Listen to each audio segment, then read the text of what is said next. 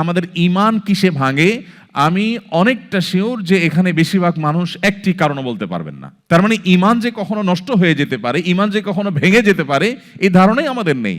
বরং আমাদের দেশে বিভিন্ন নেতৃস্থানীয় ব্যক্তিবর্গ বিভিন্ন সময়ে এমনভাবে কথা বলেন যেন ঈমান হলো লোহার চাইতেও শক্তিশালী কোনো পদার্থ। কোনো আঘাতে, এমনকি শিরকের আয়োজনের সাথে মিশে একাকার হয়ে গেলেও নাকি তাদের ঈমানের কোনো ক্ষতি হয় না। যার কারণে ঈমান নবায়ন করার গুরুত্বটা আমরা বুঝি না। ঈমান কিভাবে নবায়ন করতে হয়, এর গুরুত্বটা কি আমরা জানি না। নবী করিম সাল্লাল্লাহু আলাইহি সাল্লাম সেই সময় যখন এই চ্যালেঞ্জগুলো ছিল না, তখন বলেছেন জাদ্দিদু ঈমানাকুম, তোমাদের ঈমানকে তোমরা নবায়ন করো, ঈমানকে রিনিউ করো। কিলা কাইফা নুজাদ্দিদু ঈমানানা ইয়া রাসূলুল্লাহ, হে আল্লাহর রাসূল, আমরা কিভাবে আমাদের ঈমানকে নবায়ন করতে পারি? তিনি বলেছিলেন আকসিরু মিন কওলি লা ইলাহা ইল্লাল্লাহ, তোমরা লা ইলাহা ইল্লাল্লাহ এই যে বাক্য, এর মর্ম উপলব্ধি করে এটাকে বারবার তোমরা এটাকে উচ্চারণ করো, এটাকে বারবার নিজের মধ্যে ধারণ করো। আমার ঈমানের মিটার নেমে গেল কিনা, আমি সন্দেহের চোরাবালিতে প্রবেশ করে যাচ্ছি কিনা, আমি সংশয়বাদের মধ্যে প্রবেশ করে যাচ্ছি কিনা, আমি ঈমান থেকে বিচ্যুত হয়ে যাচ্ছি কিনা। গভীর মনোযোগের সাথে আমার সম্পদকে যেরকম আমি প্রতিনিয়ত হিসেব নিকেশ করি, আমি যেরকম সব সময় আমার সামাজিক অবস্থান, আমার ক্যারিয়ার, এগুলোকে সব সময় যেরকম আমি টেক কেয়ার করার চেষ্টা করি, ঠিক একইভাবে ঈমানের টেক কেয়ার করা, ঈমানের নার্সিং করা, ঈমানের পরিচর্যা করা, এটা আমাদের ঈমানকে শক্তিশালী করার জন্য অপরিহার্য।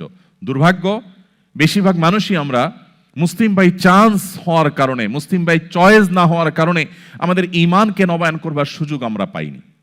আমি আজকের এই চমৎকার আয়োজনে আমি আমার সকল ভাই বোনদেরকে উদাত্ত আহ্বান করতে চাই, আসুন শুধুমাত্র মাল্টিকালচারাল সোসাইটিতেই নয়, আপনি কোনো মুসলিম সোসাইটিতে বসবাস করলেও আপনাকে শক্তিশালী ঈমান ধারণ করতে হবে। কারণ আমরা সেই সময়ে পৌঁছে গেছি যেই সময় সম্পর্কে নবী করিম সাল্লাল্লাহু আলাইহি সাল্লাম ১৫০০ বছর আগে প্রায় আমাদেরকে সতর্ক করেছেন। ইউসবিহুর রাজুলু মুমিনা ওয়া ইউমসি কাফিরা ওয়া ইউমসি মুমিনা ওয়া ইউসবিহু কাফিরা ইয়াবিউ দীনাহু বিআরদিন মিনাদ দুনিয়া। নবীজি বলেছেন এমন একটা সময় আসবে মানুষ সকালে ঈমানদার থাকবে, মুসলমানের খাতায় নাম থাকবে, কিন্তু দিনের মধ্যে এমন কিছু সে দেখেছে, এমন কিছু তার ব্রেইনে ঢুকেছে, এমন কিছু তাকে বাই প্ল্যান দেখানো হয়েছে যে তার ঈমানের আইডেন্টিটি থেকে সে সরে গেছে, সন্ধ্যায় সে বেঈমান হয়ে গেছে। কেউ বিকেলে সন্ধ্যায় দিনের শেষ প্রহরে মুসলিম থাকলো, আবার রাত পোহাতে না পোহাতে সকালে হয়তো সে বেঈমান হয়ে গেছে। সামান্য একটু পার্থিব সুবিধা পাওয়ার জন্য, একটু ভালো থাকার জন্য, একটু ভালো দিনাতিপাত করার জন্য সে তার ঈমানকে বিক্রি করে দিয়েছে, সে তার আইডেন্টিটিকে রিস্কের মধ্যে ফেলে দিয়েছে। এরকম একটা সময় আসবে। নবীজি বলেছিলেন বাদিরু বিল আমালি ফিতানা কাকিতা'আল লাইলিল মুজলিম, তোমরা সেই সময় আসার আগে নেক আমলের প্রতি ধাবিত হও, অগ্রসর হও, কম্পিটিশনে অবতীর্ণ হও। যখন ফিতনা পৃথিবীতে এমনভাবে ছেয়ে যাবে, অন্ধকার যেরকম রাত হলে গোটা পৃথিবীকে ছেয়ে ফেলে, যখন রাত হয়ে যায় তখন অন্ধকার ঘরের বাইরে থাকে বা ঘরের ভিতরে অন্ধকার থাকে আর বাহিরে আলো থাকে এমন নয়, ভেতরে বাহিরে প্রতিটা জায়গাকে অন্ধকার ছেয়ে ফেলে। রাত হলে যেরকম অন্ধকার সবকিছুকে ছেয়ে ফেলে, ফিতনা গোটা পৃথিবীকে ছেয়ে ফেলবে। মুসলিমের ঘরেও প্রবেশ করবে, অমুসলিমের ঘরেও প্রবেশ করবে। মুসলিম সোসাইটিতেও ফিতনা ঝেঁকে বসবে, মাল্টিকালচারাল সোসাইটিতেও ফিতনা ঝেঁকে বসবে।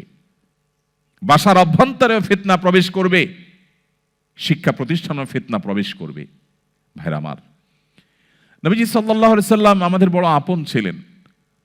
যুগ যুগ আল্লাহ তাআলা পৃথিবীর শুরু থেকে আজও পর্যন্ত নবী রাসূলদেরকে পাঠিয়েছেন মানুষের হেদায়েতের জন্য, মানুষকে গুমরাহি থেকে রক্ষা করবার জন্য। আমাদের নবীজি বলেছেন কোন আগুন জ্বালাবার পর পতঙ্গ বা পোকা এসে যেরকম আগুন উপরে ঝাঁপ দিয়ে পড়ে এবং আত্মাহুতি দেয়, তোমরা সেরকম জাহান্নামে প্রবেশ করবার জন্য দলে দলে ছুটে বেড়াও, কখনো অর্থ উপার্জনের নামে, কখনো হায়ার এডুকেশনের নামে, কখনো তোমার সামাজিক অবস্থানের নামে, কখনো তোমার ক্যারিয়ারকে ডেভেলপ করবার নামে, এক এক সময় এক এক নামে তুমি জাহান্নামের দিকে যখন ধাবিত হতে থাকো, তুমি জানো না কোন দিকে যাচ্ছ। তুমি ছুটে চলেছ তোমার জাহান্নামমুখী সে যাত্রা এবং ছুটে চলাকে থামাবার জন্য। নবীজি বলেছেন, ওয়া আনা আখিযুন বিহুজুজিকুম মিনান নার, আমি তোমাদের কোমর ধরে ধরে টেনে টেনে জাহান্নাম থেকে বাঁচাবার চেষ্টা করি, এটা আমার দায়িত্ব। সেই নবীজি বলে গেছেন আমাদেরকে যে একটা সময় আসবে, ফিতনা আসমান থেকে অনবরত পতিত হবে। কাওয়াকাইল মাতর, বৃষ্টির ফোঁটা যেরকম অনবরত টপ টপ করে পড়তে থাকে, ফিতনা এরকম করে পড়তে থাকবে। ভাইরা আমার, আমরা সম্ভবত সেই সময়টা এখন পার করছি।